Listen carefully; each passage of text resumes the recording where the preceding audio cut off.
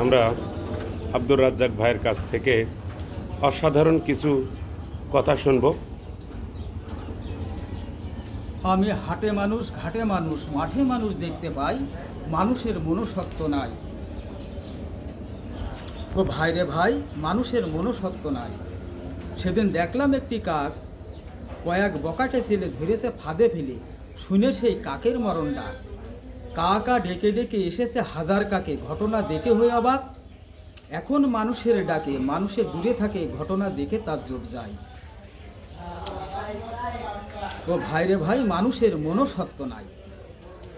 দেখলাম পশুর এমন গুণ, বাঘে না বাঘ মারে, কুকুর না কুকুর মারে, এই মানুষে মানুষ করছে খুন।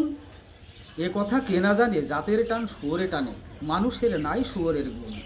ভাবিতে লাগে কষ্ট, মানুষ না পশু শ্রেষ্ঠ, বিবেকের কাছে জবাব চাই। ও ভাই রে ভাই, মানুষের মনুষ্যত্ব নাই। শুনে বড় লজ্জা হয়, শুনেছি নর পশু ধর্ষণ করে শিশু, এমন কাজ পশুতে না হয়।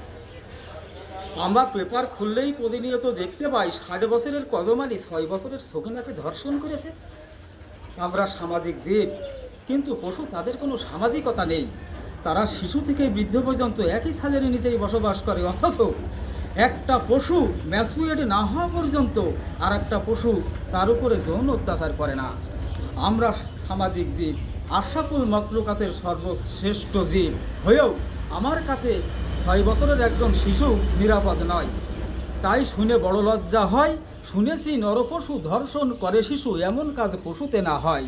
ছি ছি লজ্জা লাগে, পড়েছি পশুর ভাগে, এ কথা শাহ আলমে কয়।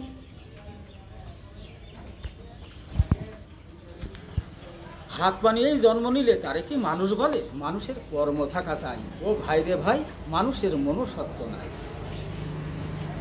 সুপ্রিয় দেশবাসী, আপনারা শুনতে পারলেন আব্দুর রাজ্জাক ভাইয়ের কাছ থেকে অসাধারণ কিছু তথ্য।